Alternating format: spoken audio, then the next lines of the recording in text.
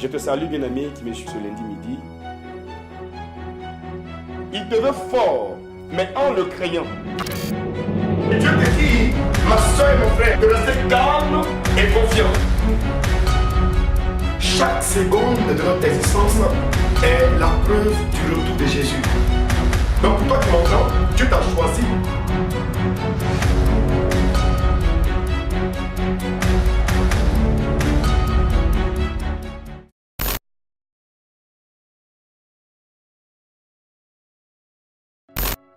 Au nom du Père et du Fils et du Saint-Esprit, Amen. Sois béni, Seigneur notre Dieu, toi qui es présent et qui nous fais parler, toi qui nous fais vivre. Je t'invite, Seigneur, à venir m'éclairer en ce lundi midi pour bénir tes enfants par le témoignage. Que ta grâce s'exprime de manière franche et de manière forte en ce lundi pour que chaque âme qui écoutera ce message soit visitée par l'Esprit qui fait vivre. Dans le nom du Père et du Fils et du Saint-Esprit, Amen. Je vous salue, bien-aimés téléspectateurs et amis inconditionnels de l'émission Le Berger vous parle de tous les lundis. Je suis votre frère Camille Élisée, témoin de l'amour du Seigneur, et je voudrais partager avec vous un pan de ce témoignage-là aujourd'hui. Alors, le thème d'aujourd'hui, c'est ne pas combattre l'homme. Je vais essayer de nous parler simplement pour que nous comprenions le vrai sens de notre combat spirituel. Si vous voulez que des gens comme vous soient édifiés, soient bénis, juste likez la vidéo, la commenter et puis la partager pour que plusieurs personnes soient visitées, soient touchées par ce qui sera dit maintenant. Nous allons écouter Dieu parler d'abord et puis je vais parler ensuite. Éphésiens 6, verset 12. Il est écrit ceci.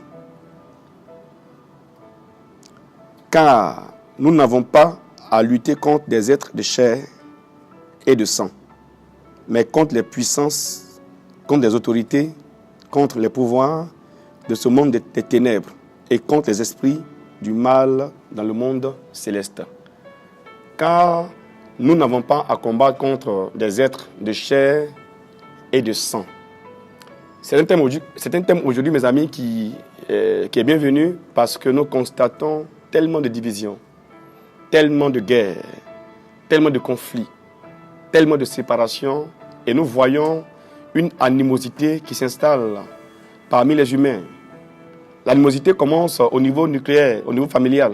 Vous voyez des familles aujourd'hui qui sont disloquées par des divorces, par des bagarres, vous voyez, par des déchirures, par même souvent des suicides.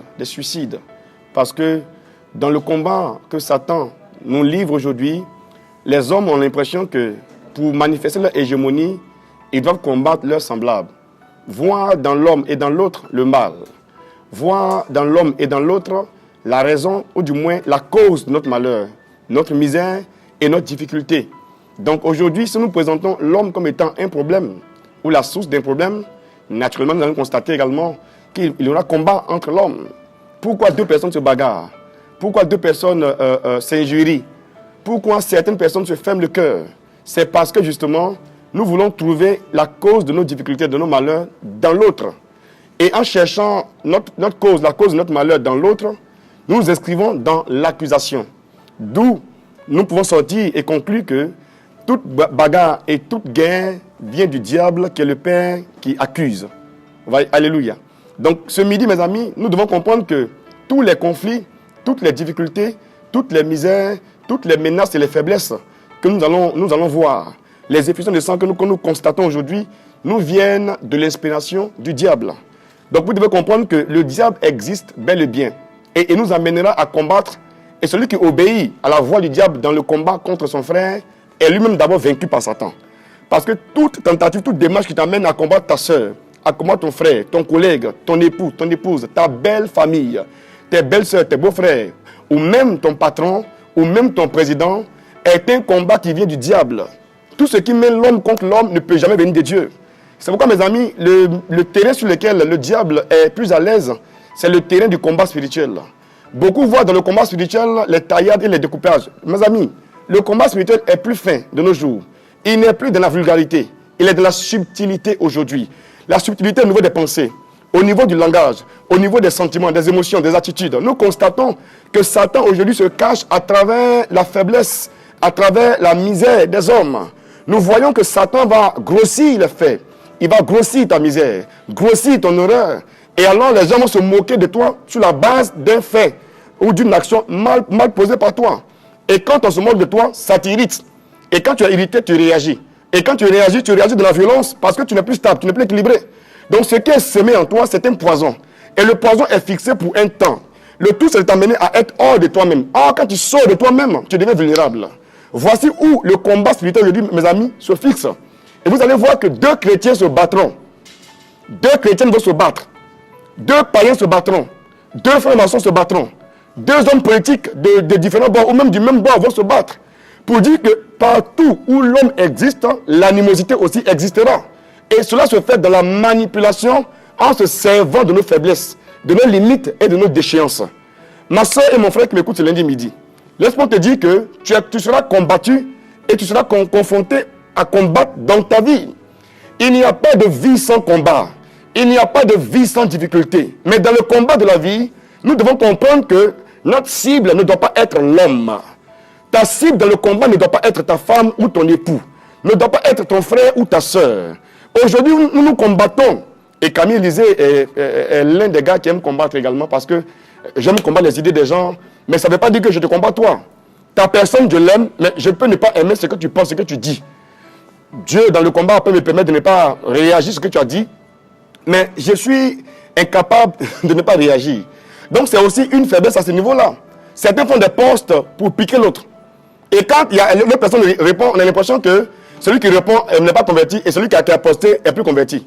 Donc si nous posons une action qui pousse les autres à réagir dans le sens de la bagarre des palabres, nous sommes tous deux vaincus par Satan. Et c'est cela aussi le vrai esprit du combat spirituel. Donc aujourd'hui, ma soeur qui m'entend, laisse-moi te dire que lundi a commencé, tu seras combattu. Depuis que tu t'es réveillé ce matin-là, le combat a commencé pour toi comme ça. Tu vois, tu es de mauvaise humeur, non? On t'a dit un truc, mais tu as lu un message qui t'a énervé. Souvent, tu vois un message, tu ris. Souvent, quelqu'un te regarde de telle manière, tu es fâché.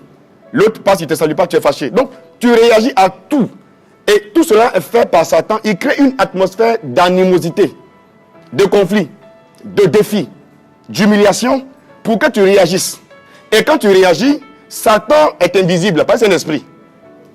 Mon ami, Satan est un esprit. Mais comment savoir que c'est le diable qui est à la base d'une activité, mais d'une action? C'est à travers les œuvres que nous voyons. Et toi qui es chrétien, ton travail n'est pas de combattre l'homme que Satan a utilisé, manipulé pour te mettre hors de toi, mais c'est de combattre l'esprit qu'il a stimulé, l'esprit qu'il a inspiré, l'esprit qu'il a poussé à se comporter de telle ou telle manière. Donc le combat spirituel de ta vie en cette semaine sera de faire attention à tout ce que tu vas entendre, tout ce que tu vas voir et tout ce qu'on va te faire.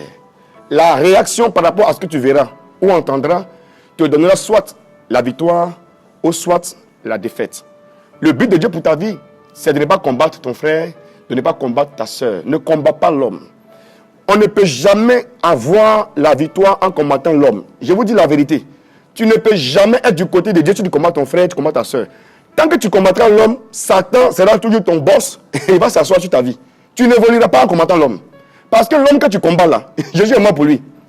La femme que tu es en train de combattre, Jésus est mort pour cette personne-là. Donc tu ne peux pas gagner.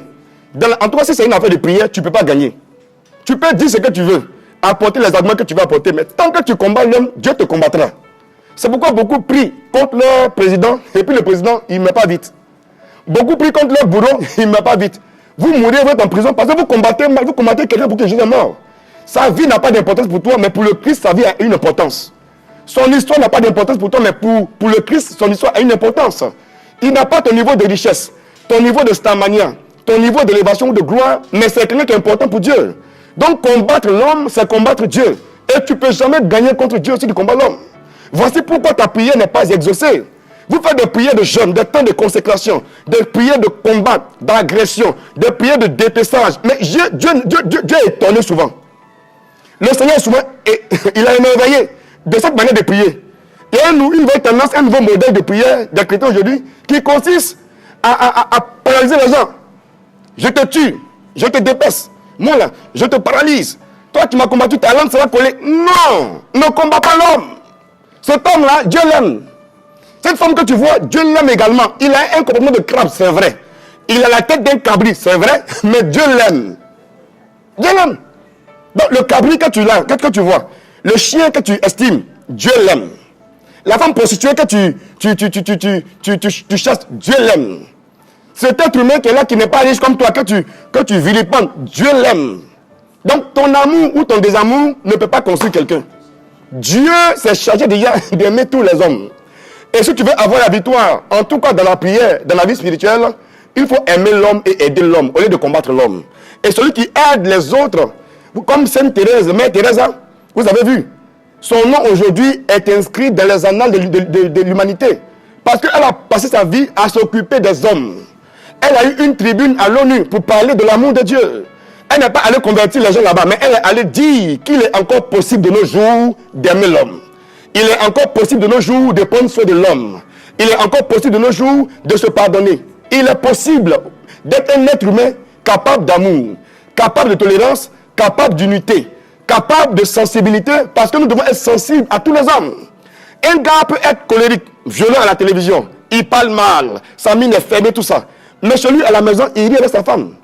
Il rit avec ses enfants. Il est en culotte, il est humain. Tous les êtres humains sont des êtres humains, mes amis. Qu'ils soient bergers, prédicateurs internationaux ou bergers internationaux, c'est tous des êtres humains. On se lave tous de la même manière, on se promote tous de la même manière, on se coiffe tous de la même... En fait, il n'y a pas l'homme qui est plus que l'homme. Il n'y a pas l'homme qui est plus que l'homme. Il n'y a pas l'homme qui est plus que l'homme. C'est pourquoi tu dois regarder l'homme comme Dieu le regarde. Ne t'attends pas à ce que l'homme puisse t'aimer. Mais aime l'homme en premier et l'homme alors sera attendri devant l'amour que tu manifesteras. Essayez cette fois, mes amis, ce test-là pour vaincre dans le combat spirituel. Apprenez à valoriser les gens.